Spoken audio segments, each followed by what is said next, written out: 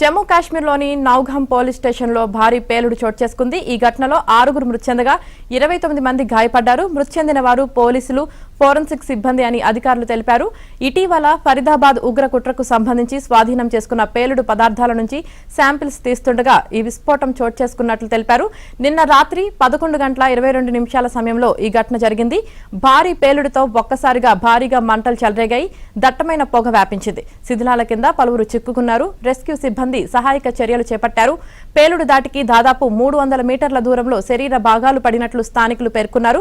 Police స్టేషన్లో parking లో ఉన్న పలు వాహనాలకు మంటలు అంటుకున్నాయి. ఇటీవల హర్యానాలోని ఫరీదాబాద్లో పోలీసులు ఉగ్రకుట్రను భగ్నం చేశారు. అక్కడి నుంచి సేకరించిన పేలుడు పదార్థాలను నౌగాం పోలీస్ స్టేషన్ కాంపౌండ్ లో ఉంచారు. భారీ ఎత్తున ఉన్న పేలుడు పదార్థాల నుంచి నమూనాలను తీస్తుండగా పేలుడు జరిగిందని అధికారులు పేర్కొన్నారు.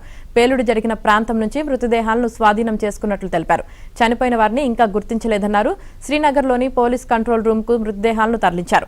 24 మంది పోలీసులు, 3 పౌరులు శ్రీనగర్లోని పలు పోలీస్ స్టేషన్లో ట్రీట్మెంట్ పొందుతున్నట్లు అధికారులు తెలిపారు.